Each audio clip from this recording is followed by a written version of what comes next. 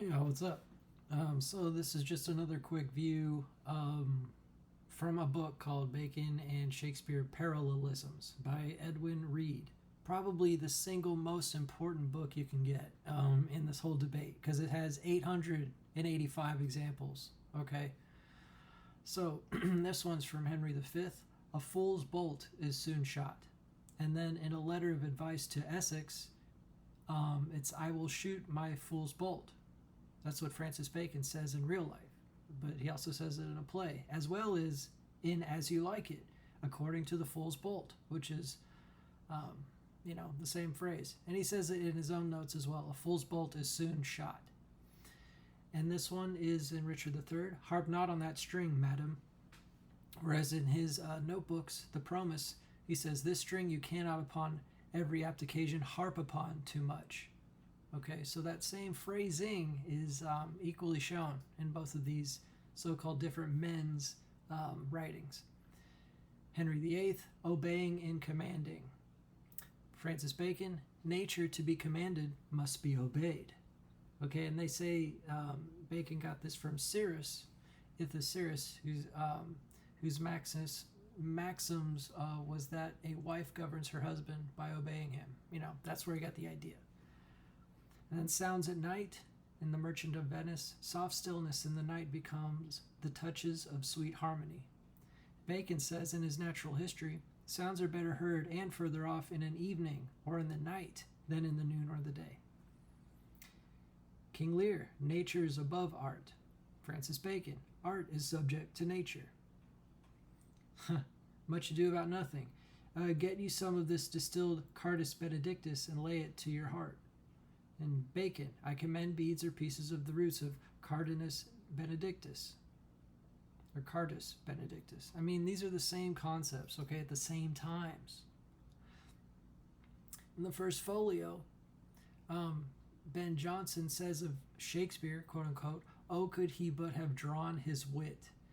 And the inscription over Francis Bacon's portrait when he was only 17 was, oh, that I could but paint his mind. It's the same concepts, same ideas. Okay? And King John, he says, a little snow tumbled about, anon becomes a mountain.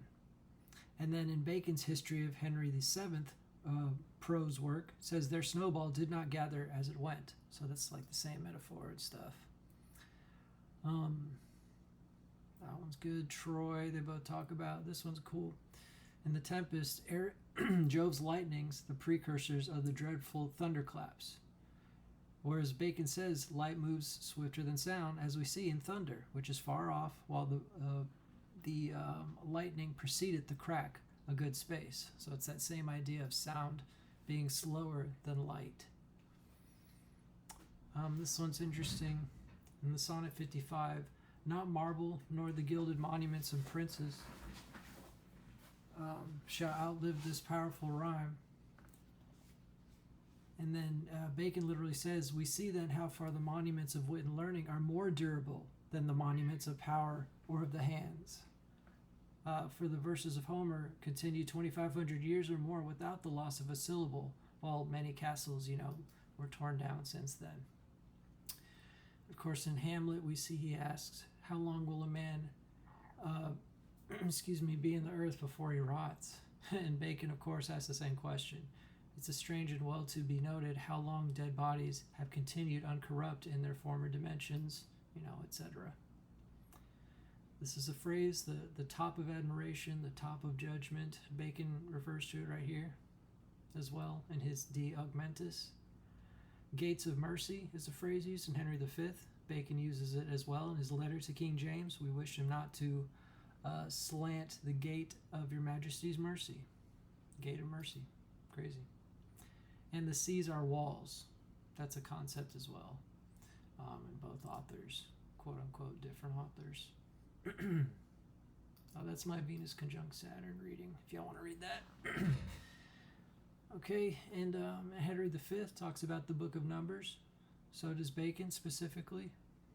When a man dieth, without a son, let the inheritance be to the second daughter. And when a man dies, let the inheritance descend to the second daughter.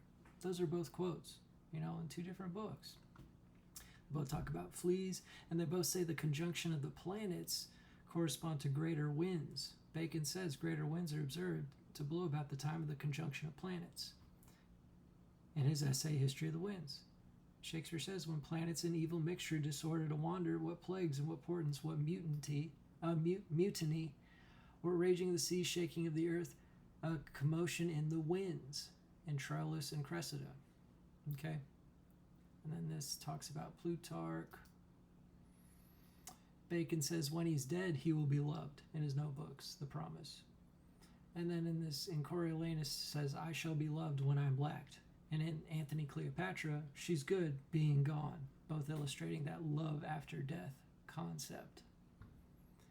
Then this is a sum quiqui, which means to every man his own. That's in both of them. And Galen and Paracelsus are mentioned at the same time. All's well that ends well. And Bacon's promise, Galen's compositions, and Paracelsus in the same sentence. That's crazy. Beating of the bush for a bird. Very cool.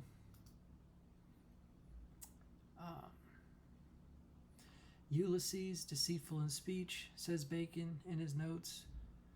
And then Henry VI, deceived more slyly than Ulysses could. Same concept. Faith, there's no sound faith anymore in Bacon's notes. King Henry V, trust none, for oaths are straws, men's faiths are wafer cakes, dissolvable, basically. Bestriding the sea, Antony Cleopatra, his legs bestride the sea. Charge against dueling, Bacon's essay, this giant bestrideth the sea. Saffron was a difficult word that they both just happened to use. Julius Caesar says, I love Caesar. Ends Julius Caesar, the play, character says, I love Caesar less, but not that I love Caesar less, but I loved Rome more, his love of country over the king. And Bacon said the same thing basically about the queen. I confess I love some things much better than I love your lordship, as the queen's service, her quiet and contentment, her honor, her favor, the good of my country, And of course, Julius Caesar was written right after the trial and execution of Essex in 1601, which the rebellion of Essex is kind of what instigated Bacon to write Julius Caesar. It's very interesting. Let's see, foils, ciphers. Bacon says a thorn is gentle when it is young. Henry VI says, what can so young a thorn begin to prick? The Roman conquers by sitting down, says Bacon. Shakespeare says, sir, I beseech you, think you he'll carry Rome? All places yield to him ere that sits down, in Coriolanus. And also Antony Cleopatra, Caesar sits down in Alexandria. Just that same concept. So crazy. Othello, when I love thee not, chaos has come again. Bacon says, love united with chaos begat the gods of all things. Typhon, another unique word that is used that no one else uses. So yeah, very cool stuff. That whole book, 800 examples. That's so worth your $20, bro, or sis, or whatever. Yeah, it's just the tip of the iceberg.